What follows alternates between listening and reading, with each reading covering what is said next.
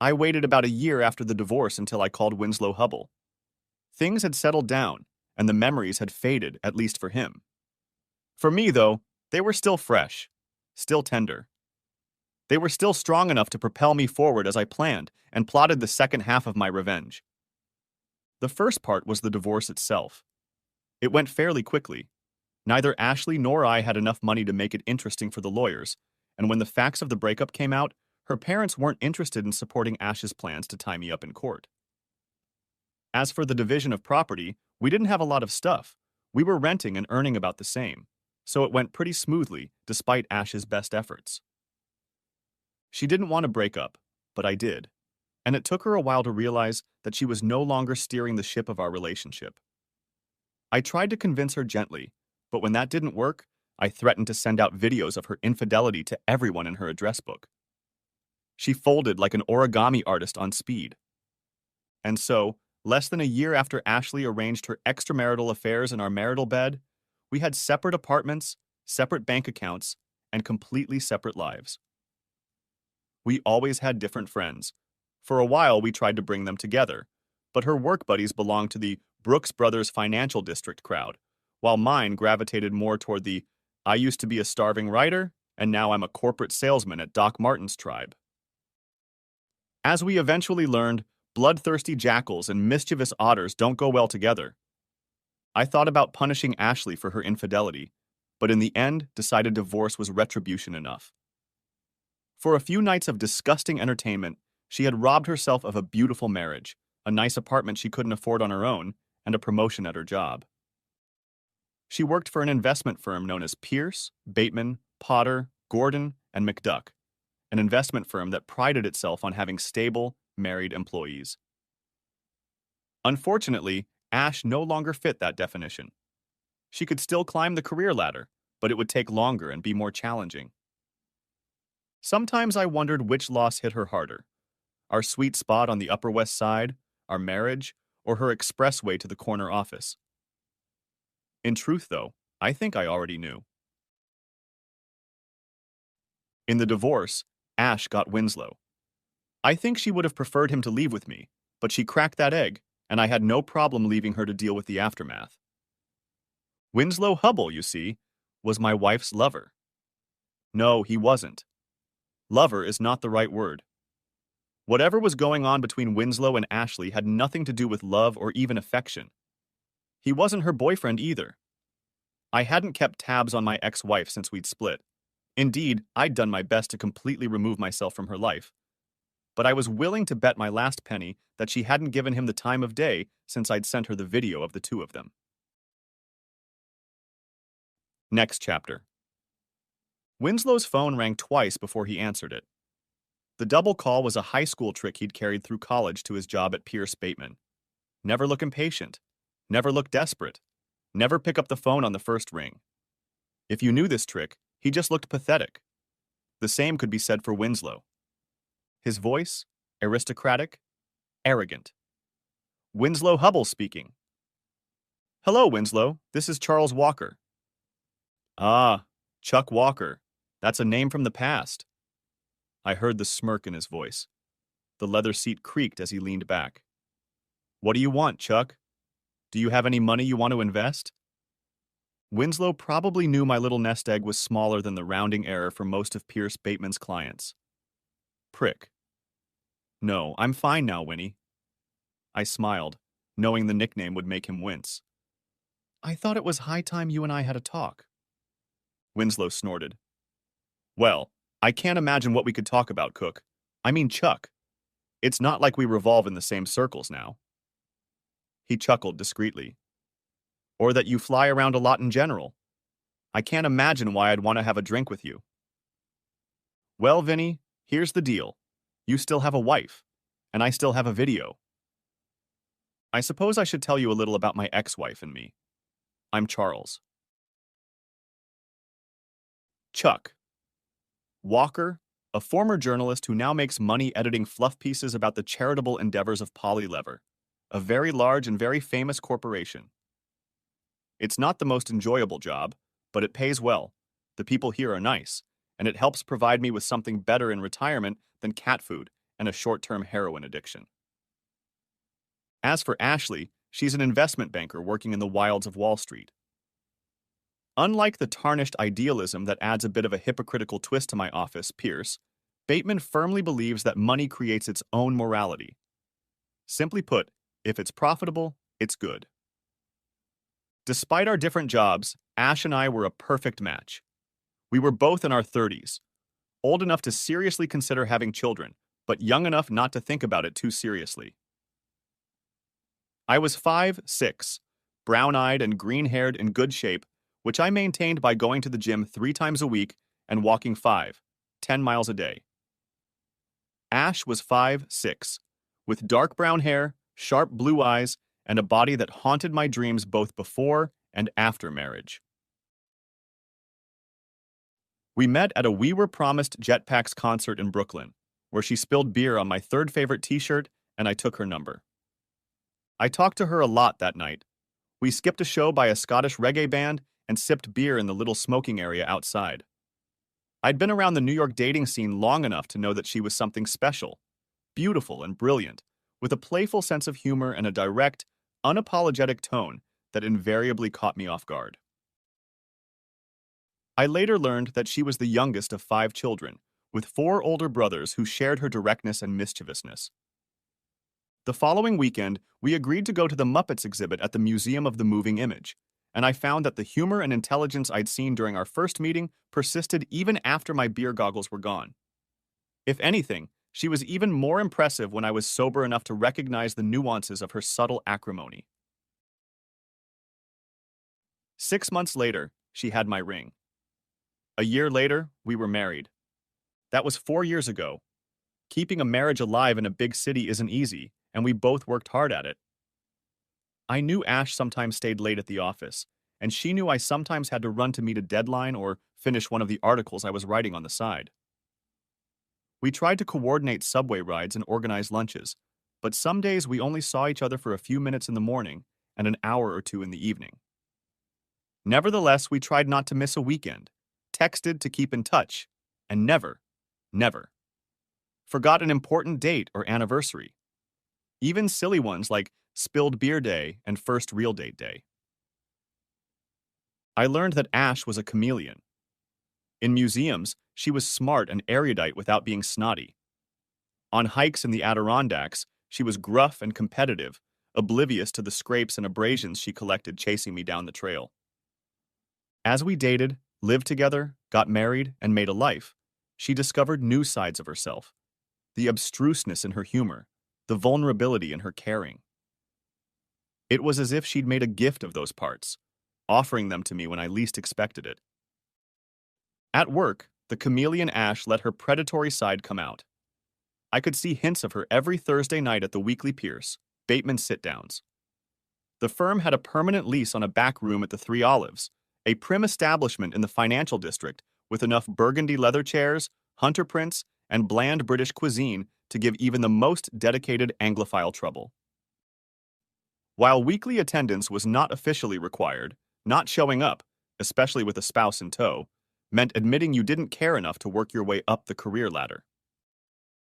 So every Thursday night, I made small talk with Ashley's fellow Financial Wars colleagues, absorbed gossip from her office, and watched her work the crowd. Most of Ashley's co-workers were smug former students, and many of their spouses were the kind of lacquered blondes who'd studied art or early childhood education in college, scrounging for husbands with serious earning potential. I tried to blend in, but you can have so many conversations about rooftop bars and Jimmy Choo shoes that you want to eat a bullet afterward. Luckily, Martha Call Me Marty Hubble came to my rescue. On the surface, Winslow Hubble's better half looked like another ravenous, bleached, and varnished Pierce Bateman wife. My assumptions about her came crashing down one evening, however, when Abby Van Werton was talking about her husband's new hobby of curling, a Canadian game in which you have to push granite discs across an ice-covered surface. "So, let's get this straight," Martha murmured. "Is she bragging that her blue-blooded New England husband is spending a fortune to learn a game played by redneck Canadians?" I glanced over and saw a smirk playing on her face. Martha, I realized, had thrown her version of a colloquial Hail Mary, a salvo designed to figure out if I was a fellow traveler or just another one of those living in the pod. Rednecks or Rockefellers, inbreeding seems to be universal, I muttered back. Still, it's a dangerous game. It's hard to play polo with your eyes crossed all the time. We headed off to the races. Marty, I learned, was a Martha Stewart-like woman, from her driving ambition to her dry, Mojave-like sense of humor. Like the great Mrs. Stewart, Martha Hubble, N.C.E. Petrowski, began life from humble beginnings, working her way from a working-class Pittsburgh neighborhood to a well-regarded college and, eventually, to a promising marriage to a man whose Anglo-Saxon surname was little more prestigious than her Polish-Lithuanian one. She had a job at a well-known publishing house where she had already made a name for herself, but it was thought to be only a matter of time before she quit and started putting out little Hubbles. At the endless happy hours of Pierce, Bateman, Marty, and I would usually find each other in some corner where we'd exchange witty comments and shorten the time over a game of Nazi haircut bingo. Basically, you scan the crowd of New Yorkers, picking out the various haircuts of Goring, Heydrich, Goebbels, and Hitler. In a place like Three Olives, teeming with testosterone and expensive hair care products, well, let's just say it was a target-rich environment. While Marty and I were quietly bickering, our spouses were working the crowd. They went their separate ways. Ashley, who was still paying off her student loans, spent most of her time sipping club sodas and using her brains and candor to hook up with guys in really nice suits. Meanwhile, Winslow, who probably celebrated most of his childhood birthdays at the yacht club or the 19th hole, spent his time sipping gin and tonics and telling smutty jokes to his former fraternity brothers. It was hard not to notice the difference in class. Ash was trying to work her way into the lifestyle Winslow took for granted, while he was floating along, confident that if he failed, there was always another brother, another investment firm, another cocktail party. And if gossip was to be believed, if he failed, he could always go back to mom, dad, and a fat paycheck, managing the family fund. Those were our Thursdays. Ash swimming through the happy hour waters like a big white fish, Vinny splashing around like a happy little seal, and Marty and I drinking cocktails, watching shows, and devouring gossip like a couple of quiet anemones. It wasn't my favorite way to spend my free time, but Ash was happy and Marty was fun, so I didn't complain too much about having to put on a suit and cheer up my wife. Our marriage was a balancing act performed by two young people with a job that was too demanding and a bond that was too important to put down. It was a marriage of quiet admiration, principles, and compromise, the kind that young couples have when they come to terms and lay the groundwork for a lucrative career, a home, children, and the rest of the American dream. It was hard, but we worked at it, and it worked for us.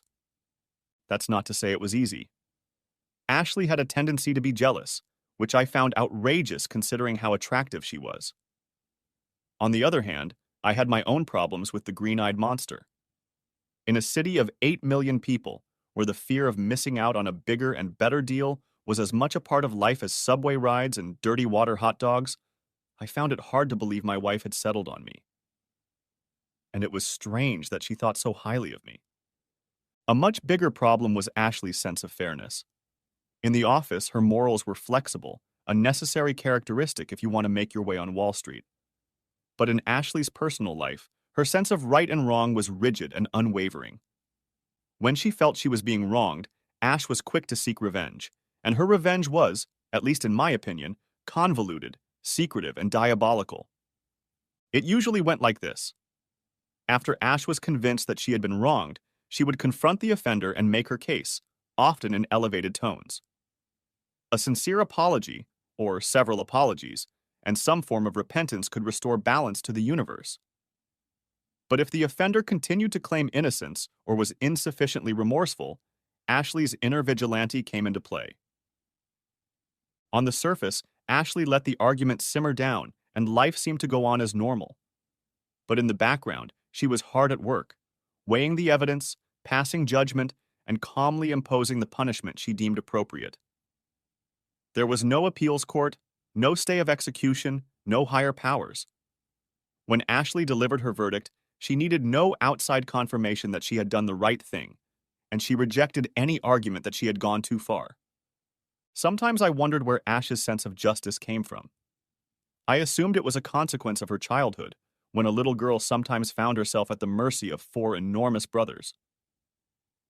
Direct confrontation was futile, and complaining to her parents would have resulted in her being labeled a codger, a devastating insult in a house full of boys. I can easily imagine little Ashley coming up with worthy punishments for her brothers and then implementing them. And with four rowdy boys in the house, who would suspect the angelic little sister? Ashley's early years as a partisan could also explain why her punishments often seemed excessive. By my reckoning, for every pound of crime, she usually imposed a pound and a half of punishment. Sometimes I wondered if she still saw herself as a powerless little sister, fighting secret battles with her older brothers. Or maybe that extra 50% was the court fees she charged as payback for the time she spent as judge, jury, and executioner. Case in point. One Sunday, a few months after we were married, Ash and I were cleaning up the mess in our apartment, sweeping out the trash that had accumulated in closets and corners, collecting clothes for Goodwill, and saying goodbye to college textbooks that we were finally ready to admit we'd never read again. By the time we were done, the living room was littered with bags and boxes, and I was hauling trash to the dumpster on the corner and to Goodwill a block away. All seemed well in Walker country as we pondered the new space in our closets and bookshelves. 40 minutes later, I was lying on the couch clutching a beer in my hands, and Ashley was hovering over me, almost vibrating with rage. It seemed that the bag that was supposed to go to the dry cleaners had somehow gone missing. After finding out that it wasn't in the trash and that Goodwill wasn't willing to let us wander around the warehouse looking for it, my wife was left in a complete state of frustration, with no one to take it out on but me. Apparently, I hadn't looked over the bags closely enough when I carried them out of the apartment, and now Ash was missing 3 dresses. I apologized. What else was I supposed to do? But it was like trying to fight a forest fire with a handful of sand. After the third apology, I gulped down the rest of my beer, told my wife I needed to be alone, and went for a long walk. When I returned a few hours later, there were 3 new dresses in the closet and Ash was asleep. The next morning when I woke up, Ashley was gone. I did my morning chores and started getting dressed for work. The process stopped when I realized I had no pants. Not in my closet, not in the laundry room. Even my suit pants were missing. I texted Ash. "Honey, have you seen my pants?" "I can't find them." The reply came back immediately. "Check Goodwill." Fighting a wave of rage, I finally found a pair of dark sweatpants in my gym bag. Not ideal, but I was running late, and they would last until lunch before I ran into Uniqlo. When I got home that night, I had 3 new pairs of pants. As I put them away in my closet, Ashley watched me with a strangely satisfied expression in her eyes. Afterward, I went for another walk. Simply put, I couldn't spend another minute in the same apartment with her. Final tally. 3 dresses lost due to honest confusion and 12 pairs of pants, including 2 irreplaceable pairs of suit pants, sacrificed at the stake of divine justice. I don't know what scale Ashley used, but it seemed to me that the punishment far outweighed the crime. For the first time in our young marriage, I began to wonder if I had made a mistake. It took a few days before we regained our mutual understanding. Ashley never apologized, but my stony silence seemed to impress her. Over the next few nights, she brought home dinner, working her way through my favorite restaurants. On Wednesday, I discovered a J. Crew. That night, I had enough pants to last me a week, and when I went to happy hour at Pierce Bateman's on Thursday, she greeted me with a huge hug. It seemed like we were back. Besides teaching me to be very careful when checking trash bags before taking them to the curb, the pants episode taught me an important lesson about Ashley's revenge. While she seemed to derive a sense of satisfaction from being an instrument of divine retribution, her actions did not bring her joy. She treated revenge as a grim obligation rather than a hobby, something to be endured, if only as a means of fixing the world. In the case of my 10 pairs of missing pants, that responsibility was worth about $500, not counting my now incomplete suits. We weren't short of money, but replacing clothes crippled our finances for a month or two. Still, she accepted our plight stoically, as if the cost of our new closet was a tithe or a tax we had to pay to move on with our lives. Ashley never paid for the missing pants again, but every once in a while, I'd see the odd, satisfied look flicker across her face. Usually at the moment, I discovered something odd, like salt in my cereal, or that the book I was reading had somehow disappeared. Eventually, I accepted it as part of our life together. I had my quirks, like my firm belief that peanut butter should be kept in the refrigerator, and Ashley had her quirks, like her psychotic need for violent revenge. But, I reasoned, when you love someone, you accept them whole. I learned to apologize if possible, but I also didn't want to live in fear of my wife's temper. So there were times when I'd duck my heels, batten down the hatches, and wait for hurricane-force revenge to sweep through the apartment. We found a balance, and most of the time it suited us. Until Caitlin showed up. Next chapter. Let me start by saying that I didn't hire Caitlin. That decision was made by people 3 or 4 rungs higher up the food chain, through a mysterious vetting method that I'm sure involves drawing a pentagram and slaughtering a goat. I was involved in one of a series of reviews at which I pointed out that her journalistic experience and ability to produce top-notch writing under tight deadlines put her an order of magnitude above the other applicants. The HR people listened to my group's reviews, thanked us for our time, and walked away. Needless to say, I was surprised when they took our advice and hired her. Neither Caitlin's impressive resume nor my non-participation in her hiring impressed Ashley when they met at a weekend run organized at work. The problem was that in addition to being a highly skilled writer-editor, Caitlin was also stunning. Ash and Caitlin were doing girl stuff, complimenting each other on their running clothes and sneakers and chatting about the weather. To an outsider, this might seem like a perfectly trivial exchange between a wife and her husband's coworker, but I noticed a frown in Ashley's eyes that didn't bode well for my marital harmony. When we returned to the apartment after lunch, Ash was uncharacteristically silent. I knew what was coming. She was silently marinating in her anger, festering and fermenting, ready to explode. Realizing that I needed to nip this in the bud or I risked going pantsless again, I had just restocked my supplies to 7 pairs and hoped they would last a while longer. I spoke up. I'm glad you finally met Caitlin. You two seem to be hitting it off. I do, Charles. She's beautiful, my wife murmured. Where have you been hiding her? Charles. Not a good sign. Hit it, sweetheart? I smiled. We don't socialize too much with my coworkers. In fact, I think today was the first time you met half of them. Nonsense. I saw them all at the Christmas party. I kept the smile on my face. That was 8 months ago, Ash. Hell, half the office has already moved, relocated, or moved on. Or, in Caitlin's case, hired on. She frowned. And what were her qualifications? BA in English at Brown, majoring in business writing. 5 years in journalism, another 3 years in digital marketing. Pretty much the same as me. I grinned. Except for Brown, of course. At this rate, she'll soon be my boss. Her tone had softened a bit, but her gait was still stiff, like an attack dog on high alert. So you'll be working under her? I looked back. There was still steel in Ash's eyes, but she was smiling.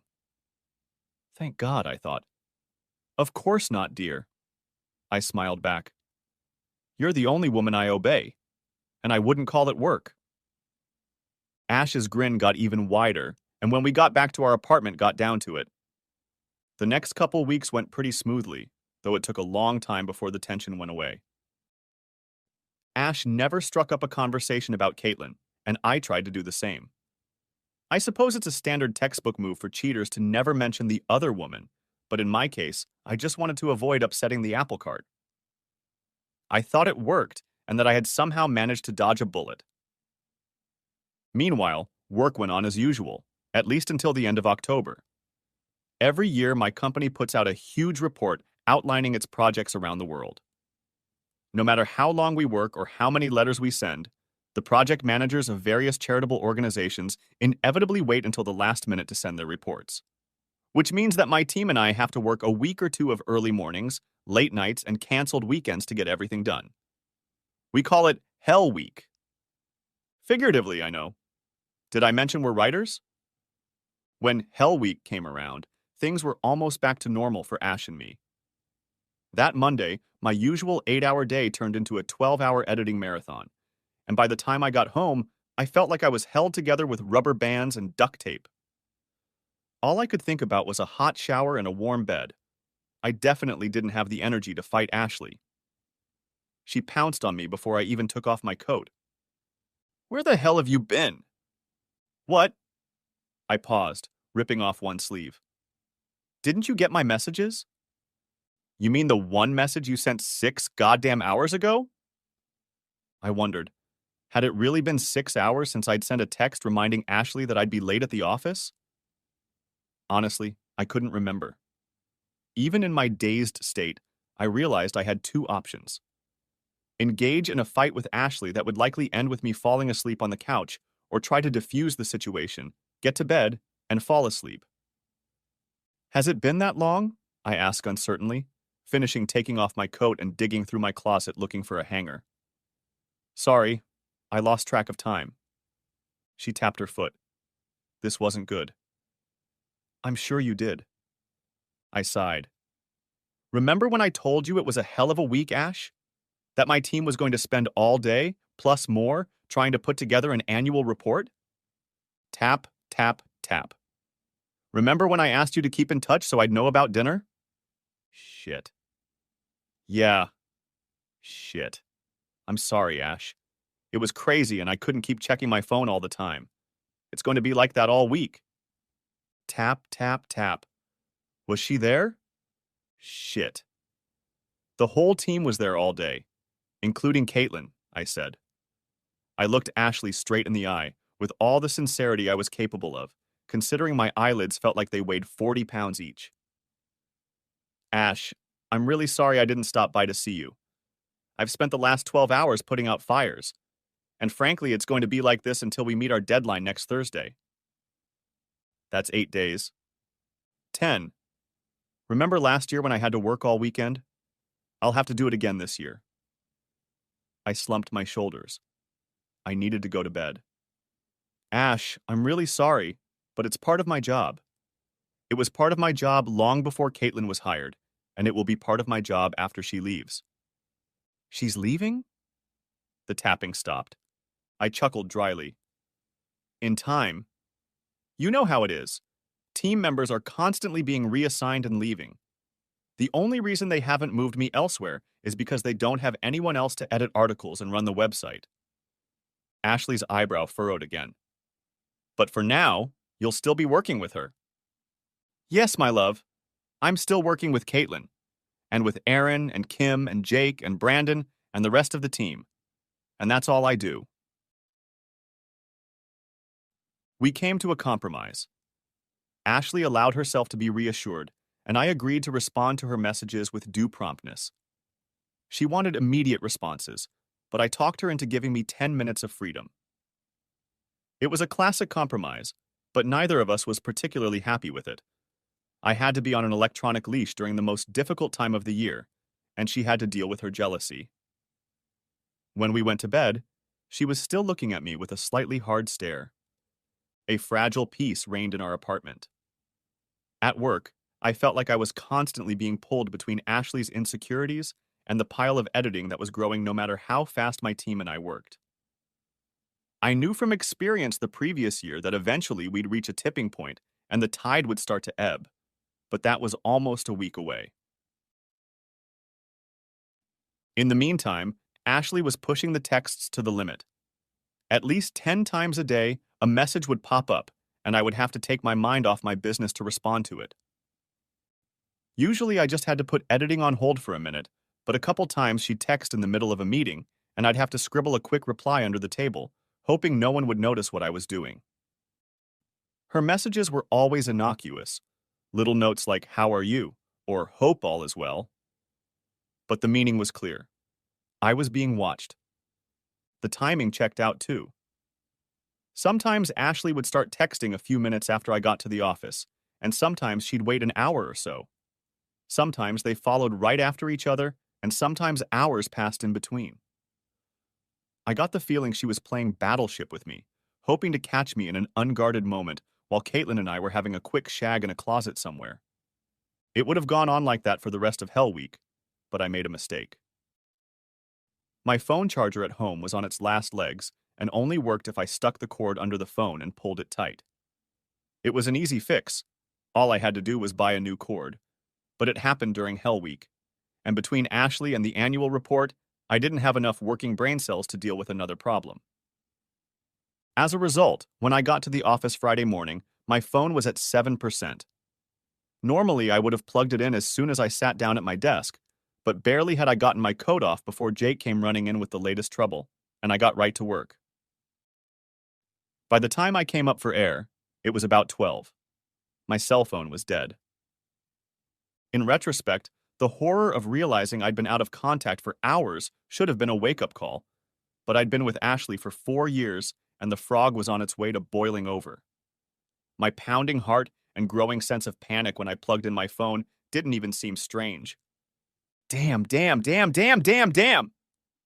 phone's battery was dead low, and it took almost a minute to get enough charge to start. My pulse was pounding in my ears. Damn. The phone emitted a quick vibrating beep, starting the download, followed by several vibrating beeps heralding the arrival of a bunch of messages. Shit. The messages quickly changed from innocuous, "Hey babe, what's up?" to angry, "Where the hell are you, Charles?" and angry, "You have 5 minutes to answer your goddamn phone." Shit. I quickly hit the dial the phone button, but got 2 rings and then her answering machine. She was checking my calls. I tried again and got the same result. The third time I left a message explaining what happened. I then sent a message with the same, albeit abbreviated, explanation. No response. Another, shorter message. No response. At this point, I was torn between running to her office to plead my case and going back to work. In one case, I would preserve marital harmony. In the other case, I would keep my job, which was very important, because after she kicked me out, I would definitely need a paycheck to pay the rent. Either way, I had to wait about half an hour for my phone to charge enough. After the last batch of messages, there's no way I'm leaving my desk without my electronic umbilical cord. While I waited, I tried to get back to editing, but my brain was blocked and my heart was still pounding in my chest. I thought about the fact that no matter what I did, I couldn't guarantee that Ashley would back down. There was something wrong with this, I realized. Despite my determination not to become hostage to my wife's temper and her strange sense of justice, this was exactly what had happened. Here I was, in the middle of the hardest week of the entire work year, and I couldn't concentrate because I had missed a couple messages and was worried that my wife might explode. Something was wrong with this picture. I wondered how to express it to Ash. What could I say? How could I explain that I couldn't live in fear of her temper, or that her thirst for revenge could destroy our marriage? I thought about sending a text message, but immediately dismissed the idea. This was a conversation that needed to be had face to face, perhaps in a therapist's office. I was contemplating how to broach the subject when another message arrived. It's okay. It's okay? All right? Oh my God. I nearly had a heart attack, and Ashley had spent the last 3 messages trying to make me feel bad. It certainly wasn't okay. It's hard to understand the emotion from the text, but I figured either Ash had realized she was acting crazy and let me off the hook, or, more likely, she had found me guilty of some crime and was already planning my punishment. And then another thing hit me. No matter what Ashley's message meant, there was nothing I could do about it. Going to her office was risky, and trying to talk her out of it via text was a fool's errand. I realized that all I could do was wait out the coming storm and hope that when it was over, my marriage and my closet wouldn't suffer too much. Next chapter. I tried really hard to leave work early, but by the time I got home, it was 8:30, and like every other night that week, I was shattered. Standing in front of my apartment door, I took a deep breath, pulled myself together, and stepped inside. "Honey, I'm home," I called out. "In the kitchen." The voice was normal, and I allowed myself some optimism. Maybe it wouldn't be as bad as I thought. On the other hand, her cheerful voice raised some concerns. Why didn't she get more upset? Had she already begun her revenge? Would my dinner be full of laxatives? Ipecac? Pills? After hanging up my coat and taking off my shoes, I prepared to attack. But instead, I was greeted by Ashley with a relaxed smile on her face. "Welcome home, sweetie," she chirped, hugging me. What was going on? I was still in damage control mode. "Hi, my love. I'm sorry I missed your messages today. My phone ran out of battery and—" She glared. "Don't worry about it, sweetheart. You explained everything in your message." But she reached up and kissed me again. No buts. Mistakes happen. I picked up a new cord on my way home from work. Who was this woman, and what had she done to my wife? In hindsight, I probably should have investigated further, but it was almost 9. I had just gotten home after 12 hours of work, and having barely prevented one heart attack, I didn't want to provoke another. I gave up with a sigh of relief. "Thanks, Ash. I'll make sure my phone is charged tomorrow." She smiled broadly again. "See to it, babe." Ash and I agreed that she would have dinner on Hell Week. She ordered Chinese takeout, and I nibbled on it for a while, but the day had knocked me out, and I didn't immediately find myself dozing over my plate. "I should go to bed," I said. "Are you coming?" She bestowed a bright smile on me again. "Maybe in a little while. I'm going to do some reading." "Okay." I made it to the bathroom, performed my ablutions, and fell into bed. As I dozed off, I noticed that there was a slight odor of something in the air. Febreze, maybe? Before I could think about it, sleep took me. The next day was Saturday, but I still had to go to the office. I got up, showered, and dressed quietly. Before leaving the bedroom, I looked over at Ashley lying on the bed. Curled up in a fetal position and wrapped up in the soft yellow sheets, she looked so peaceful. It was another of her chameleon faces, the soft, vulnerable woman I wanted to protect. She looked nothing at all like the tough financial analyst in the dark pantsuit or the confident wife I'd seen the night before, with a satisfied look in her eyes. Wait, satisfied? I felt my good mood deflate. Shit. I shook my head. No need to cause trouble where there wasn't any. I told myself that my pants weren't missing, my clothes were intact, and there was no reason to borrow tomorrow's worries when I already had a hard day ahead of me. Still, I kept coming back to that look in her eyes. Had it really been there? Ash only texted me 4 messages that day, and I tried to reply to them quickly. They were all fun and light, no yelling or swearing, and she seemed pleased with my responses. When I got home that night, everything seemed normal, mostly normal. And at the Greek restaurant, she was served chicken with lemon. She often ordered takeout, but I wasn't going to fight about it. I searched Ashley's eyes for that satisfied glint. Maybe it was there? I wasn't sure. As tired as I was, I felt like I was imagining things. In the bedroom, I smelled Febreze again. Honey, it smells weird in here. Did you spray something? Yes. I think one of the neighbors was smoking. The smell was really strong. Weird. A couple of the neighbors smoked weed, but we usually smelled it in the hallway, not the bedroom. I shrugged my shoulders.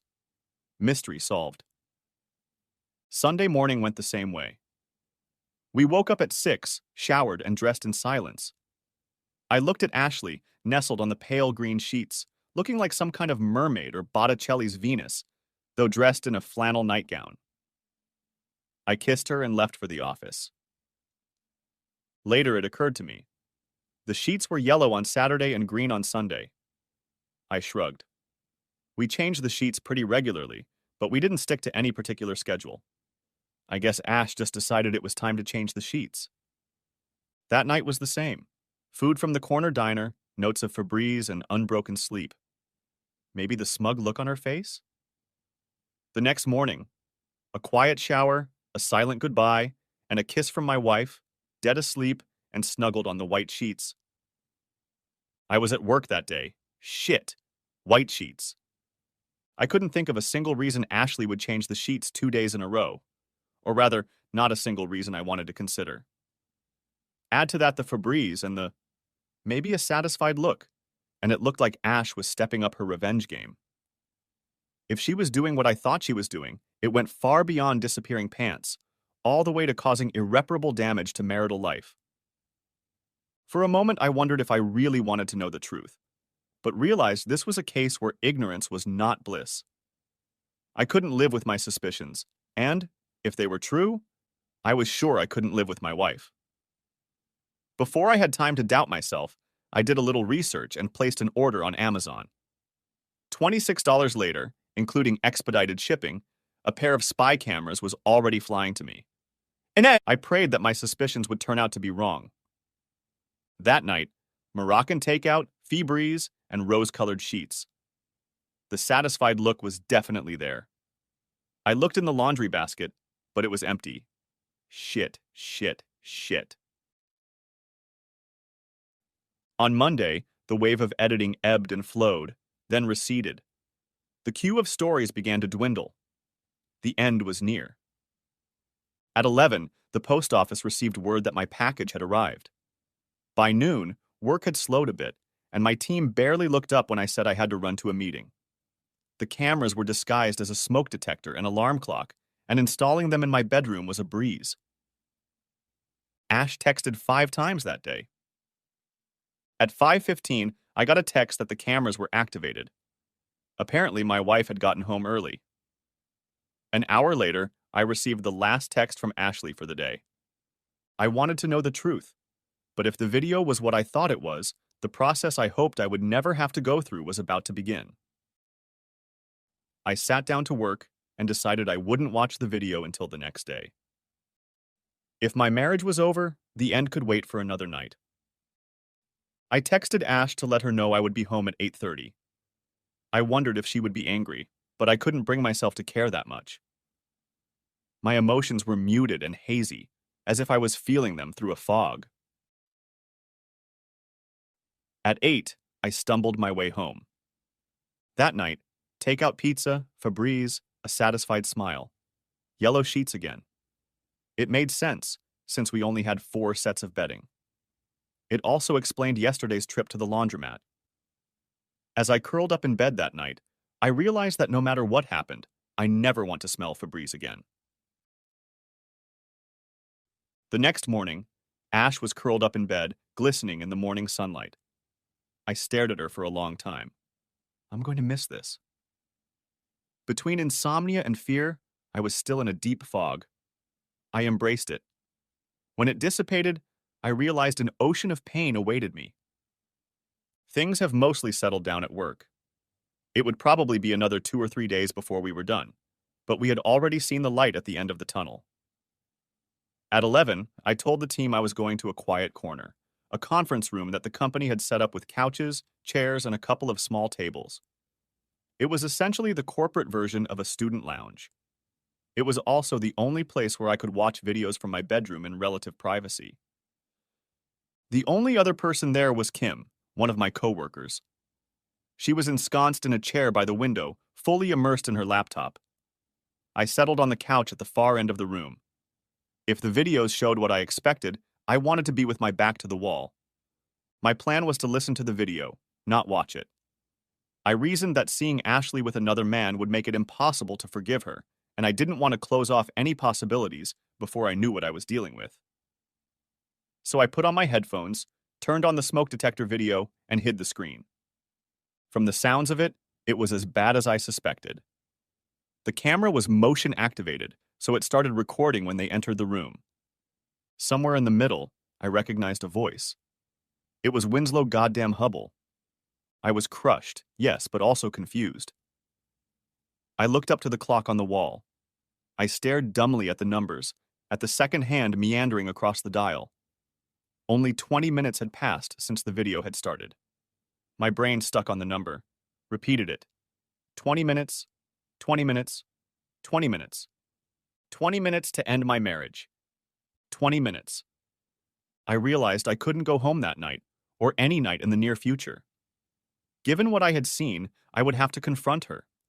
And given that she believed in my alleged infidelity and was desperate for justice, there was no telling what her reaction would be. What's the right way to avenge a divorce? And what would it look like when you added another 50% to it? The only question was when I should warn her. The angel on one shoulder voted to right her immediately. He proclaimed that the quality of mercy was unstressful, that forgiveness was divine, and that I should let her know before she screwed Winslow again. The devil on my other shoulder whispered that if I didn't want to punish her, that didn't mean I shouldn't let her punish herself. At 5:20, my phone vibrated. At 6:30, I sent her a text message, complete with video clips. I told her I would stay with Aaron, one of my co-workers. 2 days later, I began divorce proceedings. Next chapter. I had nothing but contempt for Winslow Hubble. From conversations with Marty and the gossip I gathered during happy hours, I realized how his wealth and privilege had protected him over the years. Simply put, every time Vinny got in trouble, his prep school friends, fraternity brothers, and Dad's checkbook solved the problem. I considered all the usual revenge scenarios and realized none of them would work. If I attacked him openly, his parents would make sure the reverberations would destroy me, and possibly Ash. As for Winslow, he'd likely continue to be a happy seal, oblivious to the destruction he was scattering in his wake. The problem plagued me. How do you punish the man who has everything? As I lay in bed at night, I thought back to Winslow's dialogue in the video. His comments about me being a suck-up, about him being superior, his need to know he was better than me. And then I realized there was something I could learn from Winslow Hubble. It would take time and a lot of research, but what the hell? I wasn't spending nights at home with my wife anymore. I called him 6 months later. Winslow agreed to meet me at the Three Olives, where they had parties on Thursdays. I did everything I shouldn't do. I picked a bar that Winslow knew, where he would be perfectly comfortable. I arrived 5 minutes late to give him time to get a seat and order his first drink. I figured he'd be wearing one of the custom suits his parents' tailor had made for him, so I chose a pair of comfortable jeans, a blue blazer, and a white plaid shirt. He was shaved and groomed, so I left his hair a little disheveled and didn't bother to shave off the 5 o'clock shadow. Winslow considered me beneath him, and I wanted to do everything in my power to reinforce that impression. When I approached the table, Winslow was dressed exactly as I had envisioned. Tie with a pompous Windsor knot, pinstripe suit, broadcloth shirt from Brooks Brothers, cufflinks. His eyes from beneath the hoodie skimmed over my casual clothes, taking in every detail. He saw himself in the host's chair at a bar for powerful men, sitting across from the man he'd defeated. He felt untouchable, just like I wanted him to. He didn't get up to greet me. "Winslow," I said, taking off my backpack and sitting down. "Chucky," he smiled. "It's been a while." "Yeah, it's been a while. Give me a second." I beckoned to the waitress and handed her my order while Winslow looked at me. Apparently, the lower classes shouldn't ignore their elders by ordering a gin and tonic. When she left, I turned to him again. "Winnie, thanks for coming." He blushed at that nickname. "I don't have much time," he snapped. "And why am I here?" "Well, to be honest, there was something I needed to find out." He grinned, twirled the martini glass in his hands. "I figured the divorce would do that." "Yeah, it definitely put an end to things between me and Ash." I nodded at him. "However, you and I have unfinished business." Winslow chuckled. "I can't imagine what that might be. Your wife has decided to try another man." He smirked. "A better man." "And you just couldn't resist." "Why should I? Ashley is a beautiful woman." His eyes glittered. "And she's so good in the bedroom. Besides, from what she says, you weren't giving her what she needed." We'll get back to that later. After I found out about the two of you, I thought about revenge. In Ashley's case, it was simple. We divorced, and I haven't seen her since. We had a beautiful marriage, and she ruined it. She's going to have to live with that. I took a sip of my drink. You, on the other hand, were more difficult. What are you talking about? Here's the thing, Fluffy. You're protected. Suppose I do the obvious thing and beat you to a pulp. His eyes widened, and he slowly removed his hands from the table. I have no doubt I could do it, and I'm sure it would be great fun. But I'll barely have time to wash the blood off my hands before your parents lock me up. I lowered my gaze to my hands resting in his lap. Besides, you're probably the kind of wimp that mom and dad make you carry around a panic button, in which case I'll be lucky if I manage to land a few punches before the hired security guards plow me to the floor. Winston blushed and defiantly put his hands back on the table. He took a sip from his glass. A big gulp. So you're not going to try to beat me up? No. Maybe I can even save up some money and find a real professional to make you disappear. I tried not to smirk at the look on his face. I needed to look serious. But then I'll run into the same problem. Your parents will undoubtedly hire a bunch of investigators, and then I'll have to worry about any evidence my hitman leaves behind. Sooner or later he'll get caught, he'll jump me, and then I'll end up in jail, this time with a murder charge and a few thousand less to spend on my legal defense. Why not just leave it at that? I'm sure I could. I interrupted him. I've been thinking about revenge. I could send a video of you to your friends, your parents, your work. Winslow started to turn slightly green. But what would be the point of that? Your parents already know what you're like. They've been cleaning up after you for years. Besides, once mom and dad find out about my attempts to besmirch your good name, I snorted. Well, I guess my days at my current job are numbered. As for my next job, I suppose it will involve the phrase, "Would you like fries?" Winslow leaned forward. So you're going to leave it at that? Not exactly. I pulled a folder out of my backpack and placed it on the table. I realized there was one thing I could do. But before we get to that, have you ever thought about how much your parents shielded you? No, I don't think so. I pulled some pictures out of the folder and placed them face down. When I was planning my revenge, I did a lot of research. It's amazing what you can find when you have a lot of time and a bottomless well of anger. For example, do you remember Mary Gray and Danielle Brennan? A look of shock flashed across Winslow's face, but he tried to restrain himself. I don't recall. I may have met them in college. I snorted. Don't be modest, Winnie. You did a lot more than just meet them. In fact, you're the reason they both dropped out and came home. I flipped over the first picture. It showed a pale, black-haired woman with a toddler in her arms. Perhaps this will help you remember. Mary had the baby about 6 months after she graduated from high school. He looks a lot like you. At least he did before he dropped the baby fat. You'll be happy to know that she graduated from a community college. From what she posts on Facebook, the two of them are doing well. He made a snickering sound, but droplets of sweat appeared on his forehead. There's no way you can prove this baby is mine, he stammered out. Don't worry, Mary won't testify against you. On the other hand, young William didn't sign a non-disclosure agreement, and his DNA is ironclad proof of paternity. I raised an eyebrow at him. I wouldn't plan on going into politics. Winslow's face flushed, and he started to look a little stiff. So this is your revenge? He pouted. Speculation and innuendo? Sit tight, Winnie. We've only just begun. I flipped the other picture over. This one wasn't as cheerful. The woman in it had blonde hair, depressed cheeks, haunted eyes. It was harder with Danielle. In fact, I was only able to talk to her parents. It seems that after she graduated from high school, she became depressed. She almost killed herself. He turned pale. There's no way you hold me responsible for that. Well, you and a few of your fraternity brothers. Of course, there's no proof. Somehow disappeared, and she seems to have signed a non-disclosure agreement.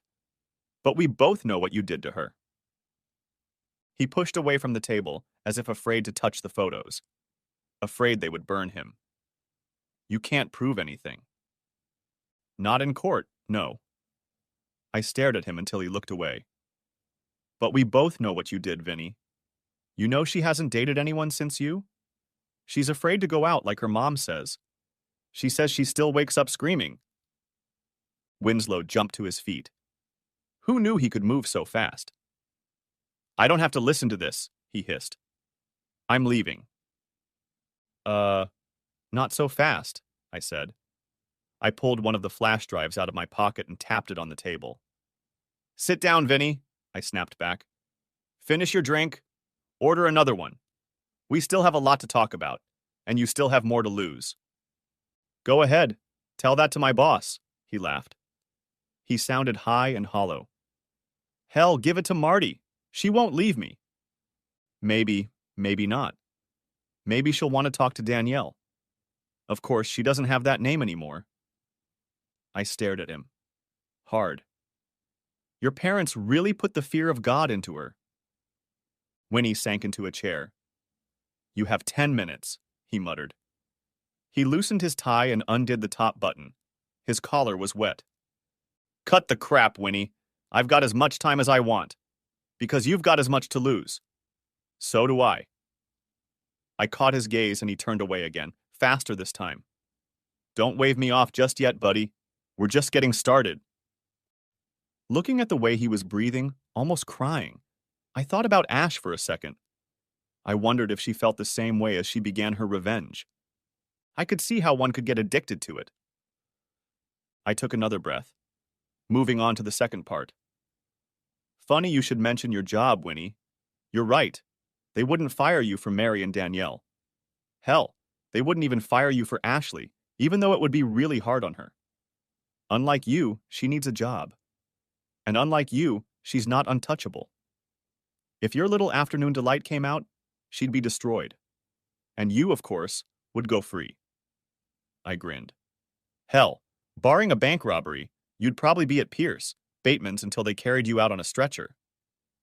What are you talking about? He crossed his arms. I think he was trying to look stern, but from where I was standing, it looked like he was trying to cover his soft underbelly. It wouldn't work. Winslow was all about the soft underbelly. You don't know? I stirred my gin and tonic. Don't you remember the Goldfarb account? What about it? You lost $500,000 because of a mistake an intern would have noticed. Didn't you ever wonder why you weren't fired? Brave's face crumbled. It wasn't my fault. The secretary. I twisted my arm. Yes. The secretary took the blame. You'll be glad to know she got a reward for it and an excellent reference. She's now working at Babbitt and Gallum. She seems happy, too. All right, Chucky, he said. If you know so much, tell me why I didn't get fired. Did he really not know? I studied his face. Isn't it obvious, Vinny? Who's always looking out for you? Who's always saving your ass? I saw a glimmer of understanding dawn in him. That's it. You got it. I saw another chunk break off of Winslow Hubble. No, they didn't. Would it surprise you to learn that your parents transferred $30 million into their Pierce Bateman account a week after the Goldfarb story? He looked at me with incipient horror. And that's in addition to the $150 million they already have there, he stammered. No, they never. I am. They pay your salary, Vinny. Between brokerage commissions, transaction fees, profit-sharing fees, and a bunch of other little crumbs, I'm willing to bet your parents actually pay Pierce. Bateman a little more just to have you around. I work with some of the firm's biggest accounts. I laughed. He really didn't know. Winnie, come on. You shuffle papers on some of the firm's biggest accounts, and I'll bet you have someone watching over you to make sure you don't screw up too badly. In fact, you're Pierce Bateman's highest-paid intern.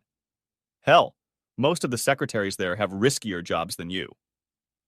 I'm the goddamn vice president, he said, his voice rising.